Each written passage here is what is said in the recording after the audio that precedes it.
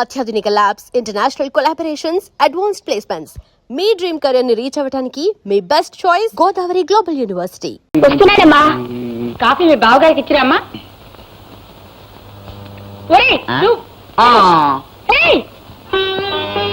వారికి ఇవ్వమ్మా.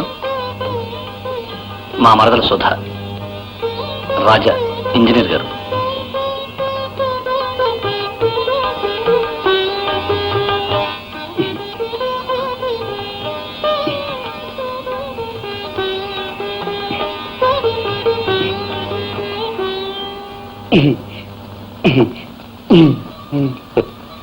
ఎవరితను?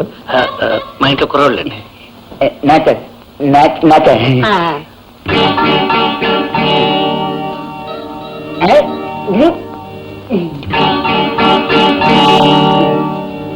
సుధా, ఎలా ఉన్నాడు అబ్బాయి? ఏమిటమ్మా నువ్వు అనేది? ఆయన ఎవరనుకుంటున్నావు? పెద్ద ఇంజనీరు. మీ బావగారు చేసే కాంట్రాక్ట్ పనులకు అధికారి. నిన్ను పెళ్లి చేసుకోవాలని వచ్చి ఊరుకోమ్మా. భావం తప్ప నేను ఎవరిని చేసుకోను. పిల్లకాకేం తెలుసు ఉండేదబ్బా. నువ్వు ఆడపిల్లవి. పెళ్ళంటే నీ ఇష్టం అనుకుంటున్నావా? ఇదిగో చూడు, నీ బావగారు నీ సుఖం కోరి ఆయనకిద్దాం అనుకుంటున్నారు. మీనాక్షి, ఆడపిల్ల సుఖపడేది కోట్లు గలవాణ్ణి చేసుకుని కాదే, కూరుకున్నవాణ్ణి చేసుకుని. చిన్నప్పటి నుంచి దాన్ని గోపికిచ్చి పెళ్లి చేద్దాం అనుకున్నాం. వాళ్ళిద్దరూ ఒకళ్ళ మీద ఒకళ్ళు మనసులు పెంచుకున్నారు. మధ్యలో మీరు మాట్లాడకండి. మనసులా మట్టి గడ్డల ప్రేమలు మనసులు ఆకలేసే పొట్ట నింపవండి. అమ్మా, నువ్వెన్నైనా చెప్పు, చచ్చిన భావం తప్ప నేను ఇంకెవరిని చేసుకోను. సుధా, పెంకితనం నీకే కదా అందరికీ తెలుసు. నిన్ను ఇంజనీర్ గారికి ఇచ్చి పెళ్లి చేస్తానని మాటిచ్చా. ఈ పెళ్లి తప్పకుండా జరిగి తిరుగుతుంది. ఎవ్వరూ ఆపలేరు. That's all. అంతే. అమ్మా, ఏమిటమ్మా ఇది? సుధ పుట్టినప్పుడే గోపీబాబుకి పెళ్లి చేస్తామని మాటిచ్చారు కదమ్మా. అవును, 3 ఏళ్లు దాటితే రాసుకున్న ప్రామిసరీ రోడ్డు కూడా పనికిరాదు. 12 ఏళ్లు దాటిందనుకో, అరెస్ట్ వారెంట్ కూడా చచ్చిపోతుంది. ఎప్పుడో దాన్ని చిన్నప్పుడు ఇచ్చిన మాట ఇంకా బ్రతికుంటుంది అనుకుంటున్నావా? ఈ పిచ్చి గాని. అమ్మా, మనిషికి చావున్నట్టు మాటకి చావు లేదమ్మా. ఇవాళ డబ్బు రాగానే నువ్వు మారిపోయావు, కానీ రేపు వాళ్ళకి డబ్బు వచ్చినా బాగా మారడమ్మా. అయినా ఇప్పుడు వాళ్ళకేం తక్కువని? ఉన్నంతలో వాళ్ళు బాగానే ఉన్నారుగా. గాడిద ఎప్పుడు గుర్రం కాదే అమ్మా. లేకపోతే ఏమిటే? అల్లుడు గారు చూసిన ఇంజనీర్ సంబంధం ఎక్కడ? కుక్కకోని కోళ్లకు మేత వేసి కోడిక లెక్క పెట్టే గోపి సంబంధం ఎక్కడ? అమ్మా, ఇంత డబ్బొచ్చినా ఆ దరిద్రుల మాట ఎత్తుతావేంటే? మన అంతస్తు వచ్చిపోయి మాట్లాడతావే? అవునమ్మా, మన అంతస్తును మర్చిపోయే మాట్లాడుతున్నాను. గోపీబాబు మన ఇంటికి వచ్చినప్పుడు పనస పళ్ళు, అరటి పళ్ళు, తినుబండారాలు తెచ్చేవాడు కదా. వాటిని చూసి మనం 3 రోజుల గ్రాసం దొరికిందని మురిసిపోయేవాళ్ళం కదా. ఆ సంగతి మర్చిపోయే మాట్లాడుతున్నానమ్మా. మాలాంటి పేదవాళ్ల ఇళ్లలో ఎందుకు భోంచేస్తావులే అని గోపీబాబు మన ఇంట్లో భోంచేస్తేనే చాలు అనుకునేవాళ్ళం కదా. ఆ సంగతి మర్చిపోయే మాట్లాడుతున్నానమ్మా.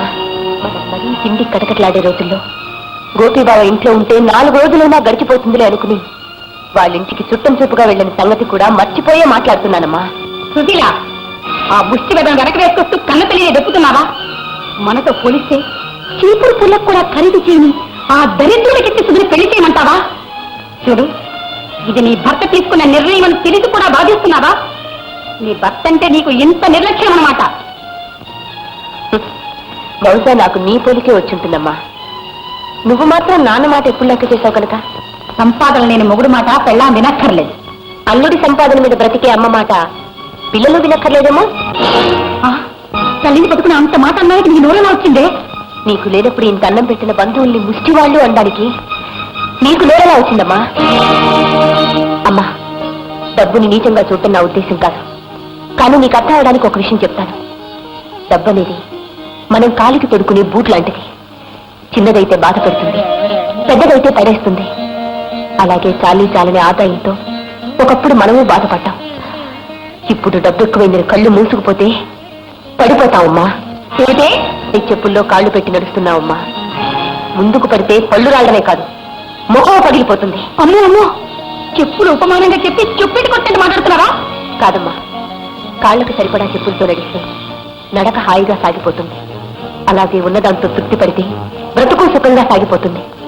మనకెంతున్నా కావలసినంత విలువే డబ్బుకిస్తే మనము మనుషులు అనిపించుకుంటామమ్మా.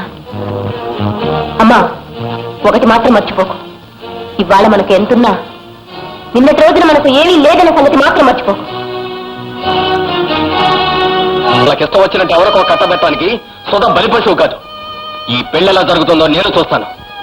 అవునరా, చిన్నప్పటి నుంచి వీడికి దానికి పెళ్లి చేయాలనుకున్నాం. ఇప్పుడు ఉన్నట్టుండి ఆవిడలా మారిపోవడం భావ్యం కాదురా. డబ్బు మైకంలో పడి అన్నీ మర్చిపోయింది. మావయ్య, పేక మేడల పైన కూర్చొని అవి 10 కాలాల పాటు కూలిపోకుండా ఉంటాయనుకోవటం అత్తయ్య మూర్ఖత్వం. సుధ పెళ్లికి పరిష్కార మార్గం ఏమిటో నాకు బాగా తెలుసు. సుధా, సుధా, సుధా, ఎక్కడికి బయలుదేరావు? నీ దుంప తెగ నన్ను తోసేసిపోతావా? ఎందుకు వచ్చావు ఇక్కడికి? చెబుతాను. సుధా, సుధ పెళ్లి నిశ్చయమైంది. తాంబూలాలు కూడా పుచ్చుకున్నాం. అనవసరంగా శ్రమపడక వచ్చిన ధరనే వెళ్ళు. ఇష్టం లేకపోయినా కట్టగలిగేది ఆవుకు పలుపుతాడు కానీ ఆడదానికి పసుపుతాడు కాదు. సుధకి పెళ్లి నిర్ణయించే అధికారం మీకు లేదు. ఈ ఇంట్లో ఏ విషయంలోనైనా ఎవరి విషయంలోనైనా ఆఖరి నిర్ణయం నాదే. పిచ్చి తొగ్లక రాజ్యం లాంటి ఈ ఇంట్లో ఆఖరి నిర్ణయాలు నీవని తెలిసే సుధని ఈ ఇంట్లోంచి తీసుకువెళ్ళటానికి వచ్చాను. సుధా,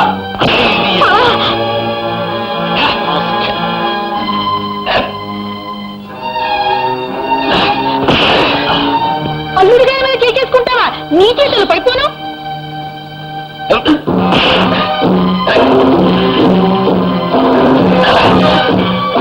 అయ్యో, అల్లుడిని కొట్టేశాడు. ఊరుకా, డ్రైవర్, ఊరుకా. ఎక్కడికి పోయారా? అల్లుడి గారు చెప్పేస్తున్నారు, తొందరగా రండి, రండి. పొట్టి చేతులతో వస్తారేమరా? ఇద్దరు పట్టుకోండి. అయ్యో, చెప్పేస్తున్నాడు, కొట్టేస్తున్నాడు. రండ్రా, అల్లుడు గారు ఏదో చేసి వచ్చి ఉంటాడు. వీడు చంపేయండి. ఆగండి. మీ ప్రాణాల మీద ఏదైనా ఆశ ఉంటే నా దారి కట్టు రాకండి. తప్పండి. అయ్యో, అల్లుడు గారు ఏమయ్యారు? ఆకాశవాణి ఇంతటితో ఈ ప్రసారం సమాప్తం.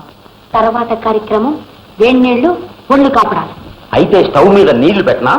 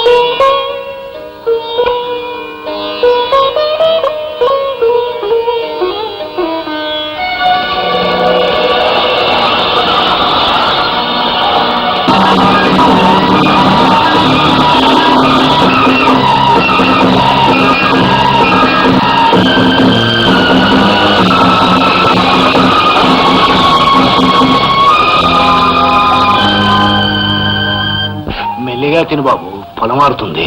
కూర బాగుంది నాన్న. ఏమిట్రా తినడం? పశువు గడ్డి వేస్తున్నట్టు. అసహ్యంగా తినేవాళ్ళు డైనింగ్ టేబుల్ మీద కూర్చోకూడదు. లేక నుంచి కింద కూర్చో. కూర్చో. కూర్చుంటా.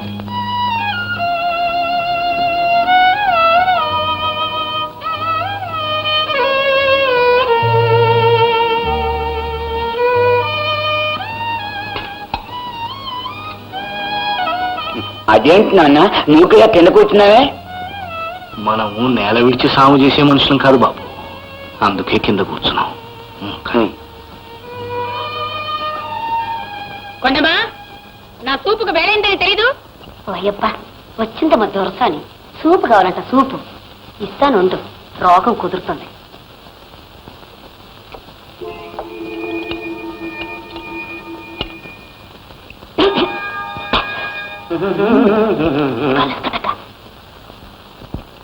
కొండమా,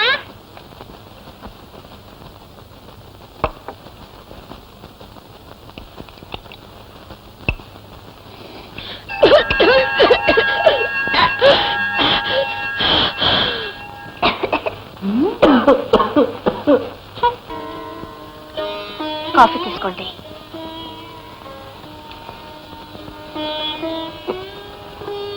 బహుశా మన కష్టాలు ప్రారంభమయ్యాయనుకుంటాను. సుధా, కష్టాల్లో కూడా నాకు తోడుందనే తృప్తి ఉంటుంది. నువ్వు కూడా వెళ్ళి కాఫీ తెచ్చుకో. కనీసం తాగలిగిన రోజునైనా ఇద్దరం కలిసి తాగుదాం.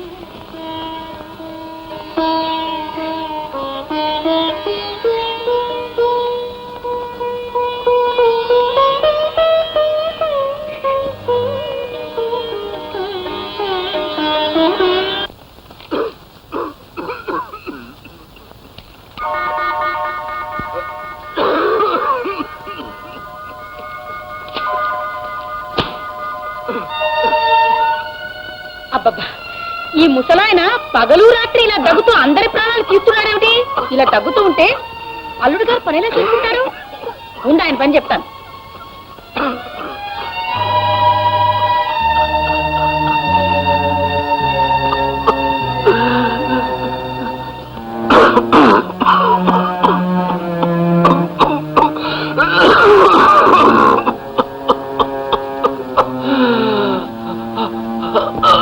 ఏమిటండి ఆ దగ్గరం? ఆ దగ్గర మీద కాస్త మెల్లగా దగ్గకూడదు. ఉంటే నేనేం చేయను? రోజంతా కష్టపడి వచ్చిన అల్లుడు గారు పడుకునే వేళకి మీరు ఇలా దగ్గుతూ ఉంటే నిద్రలా పడుతుంది. వేడి నీళ్ళు పెట్టి వంట వాళ్ళంతా వెళ్ళిపోయారు. మెదల కింద పడుకోండి.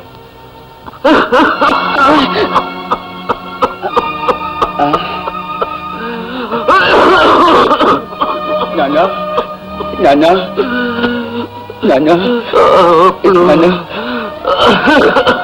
బాబా నాన్న నాన్న నాన్న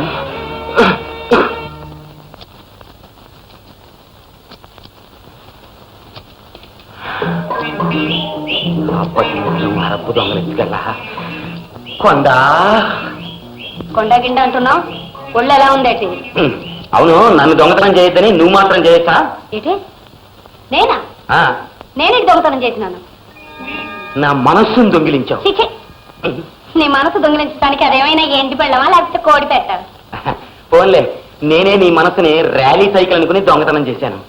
అది సరే, నాకే నీతో కాలు జారాలనుంది. జారనా? కాలు జారాలనుందా? అలా నూతి దగ్గరికి నిలబడు, జర్రమని జారుతావు.